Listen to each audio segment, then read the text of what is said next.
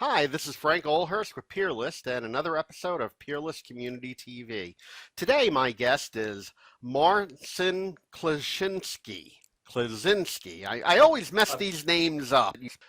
Marcin is the CEO and founder of Malwarebytes, a well-known anti-malware technology company that's used by millions of folks. And today we're going to talk about basically junkware, these bits of malware, adware, whatever you want to call it, that just seems to suddenly appear on people's systems and cause all sorts of harm or problems. So I'm going to turn it over to you, Marcin. Thanks for joining us today.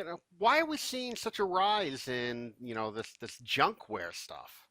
Well, thanks for having me, by the way. And yeah, I mean, it's a very unique problem. A lot of people know about viruses and Trojans and malware out there, but not many know about the junkware that comes with a lot of software on the internet. So today, when you go download your favorite product, it might come bundled with a lot of junkware.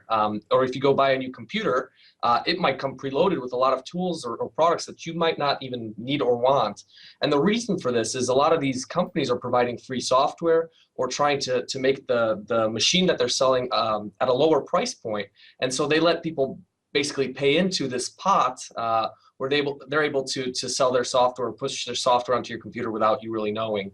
So junkware is really becoming a prominent issue for our user base, and I think that's what we're here to talk about. Okay, makes a lot of sense why the vendors are trying to do this, but I mean, what's the downside of this junkware? I mean, why is it a problem? Well, one thing that people don't consider is a lot of this junkware is geared to advertise to you better. And the way they do that is collect a lot of information about you. And you can imagine where this becomes a problem. Privacy is a big thing for our user base, for everybody in the world. Everybody should be thinking privacy, especially with all the news out there about breaches and hacks and all of your information going everywhere. If there's advertising vendors that are collecting even more information by delivering junkware to your computer, that's a problem for everybody.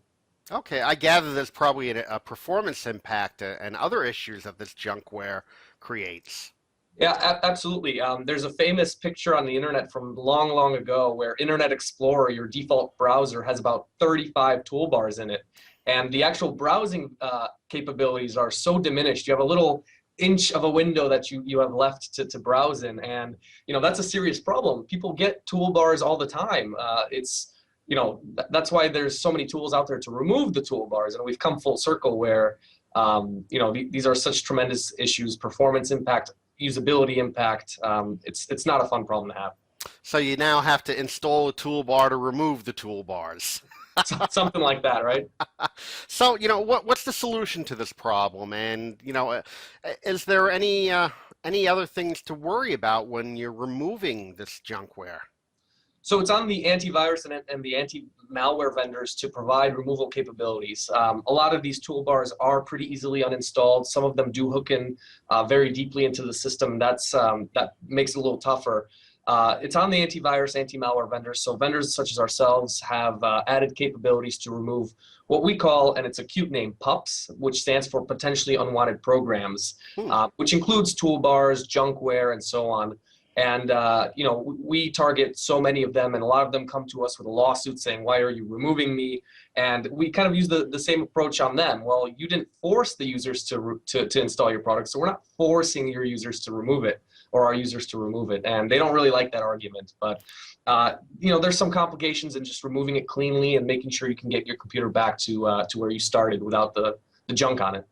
So I guess the key is to use the right tools to remove these programs, and I guess one of the best practices should be for those deploying new PCs, deploying new applications, the IT pros out there, is to always kind of check for junkware.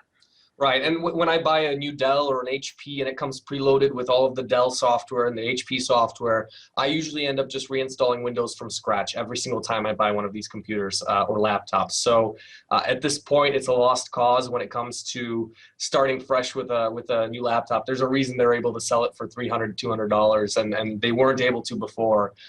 It's because they're able to load it up and put an antivirus on there, and the antivirus company has paid them to put it on there, and so on.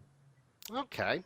Okay, makes a lot of sense. Well, that's about all the time we have for today, and I want to thank you for joining us. And I want to let our viewers out there know that, to find out more about junkware and malware and things like that, to be sure to visit the blogs over at peerlyst.com.